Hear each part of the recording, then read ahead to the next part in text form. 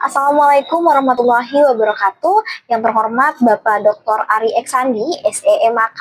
Perkenalkan, saya Raisya Mita Kaila Mensarani dengan NIM 2023 011053. Di video kali ini saya akan menjelaskan tugas dari mata kuliah Seminar Akuntansi Manajemen. Berikut ini merupakan video penjelasannya. Oke, kita bahas pertanyaan pertama terkait interpretasi studi kasus perbankan berdasarkan temuan Effendi et al. Tahun 2023 pada slide 9. Nah, pertanyaan pertama, mengapa menurut saya keputusan investasi memiliki pengaruh yang paling signifikan, yaitu sebesar 85% terhadap ROA dibandingkan keputusan pendanaan dan juga dividen. Nah, jadi keputusan investasi menunjukkan pengaruh yang paling signifikan terhadap ROA karena sebetulnya inti dari profitabilitas bank itu sangat bergantung pada seberapa efektif dana yang dikelola dapat ditempatkan pada aset produktif. Nah, dalam industri perbankan, keputusan seperti penyaluran kredit, penempatan pada surat berharga, dan juga manajemen portofolio berisiko langsung mempengaruhi pendapatan bunga dan kualitas aset. Ketika keputusan investasi dilakukan secara tepat, misalnya memilih sektor debitur yang sehat, menjaga kualitas kredit, dan juga mengoptimalkan tingkat pengembalian, maka aset bank ini menghasilkan laba yang lebih tinggi, sehingga ROA akan meningkat. Nah, hal ini dapat menjelaskan mengapa variabel investasi berkontribusi hingga 85%.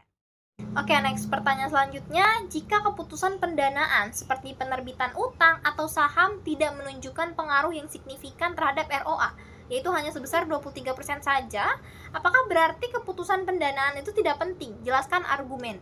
Oke, jadi menurut saya pengaruh yang rendah terhadap return on asset itu tidak berarti keputusan pendanaan itu tidak penting, melainkan hal ini menunjukkan bahwa efeknya itu tidak terlihat secara langsung dalam jangka pendek pada ukuran profitabilitas berbasis aset. Nah, keputusan pendanaan seperti menerbitkan utang atau saham berfungsi sebagai enabler yang menyediakan struktur modal untuk mendukung ekspansi aset produktif. Nah, dampaknya itu lebih secara tidak langsung. Struktur pendanaan yang tepat membantu menjaga biaya modal tetap rendah, meminimalkan risiko likuiditas, dan memastikan bank memiliki kapasitas untuk mengambil peluang investasi.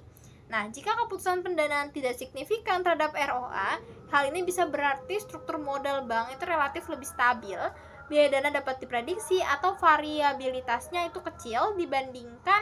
Oke, pertanyaan selanjutnya terkait tantangan etika dan juga teknis. Salah satu tantangan dalam penilaian kinerja adalah earnings management atau creative accounting pada slide 12.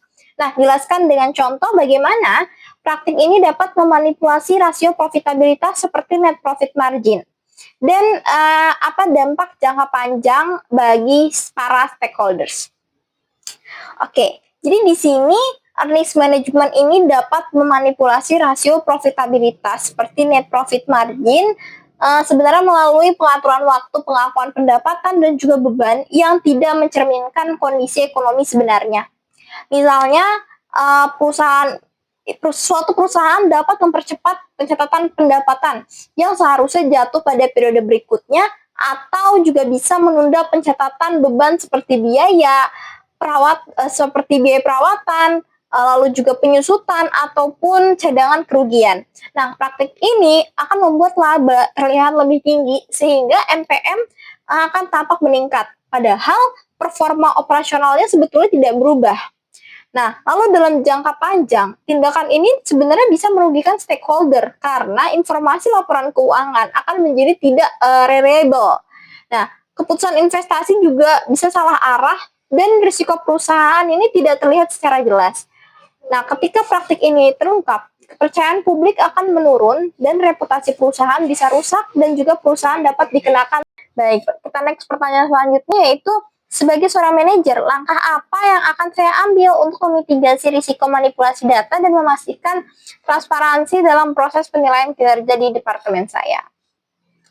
Jadi, untuk memitigasi risiko manipulasi data sebagai seorang manajer itu perlu memastikan bahwa sistem pengendalian internal perusahaan berjalan dengan efektif, termasuk misalnya pemisahan tugas, lalu prosedur otorisasi yang ketat, lalu juga pemeriksaan rutin kesesuaian data.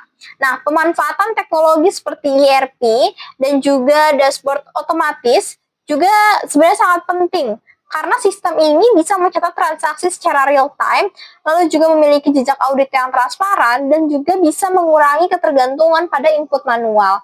Nah, di samping itu, manajer juga harus membangun budaya integritas melalui adanya pelatihan etika, lalu juga penilaian kinerja berbasis indikator jangka panjang, serta juga penerapan sanksi bagi pelanggaran. Nah, dari mekanisme pelaporan internal yang aman, itu juga perlu disediakan agar potensi penyimpangan dapat dideteksi secara lebih cepat. Kiranya sekian yang dapat saya sampaikan. Terima kasih banyak atas perhatiannya. Kurang lebihnya saya mohon maaf. Wassalamualaikum warahmatullahi wabarakatuh.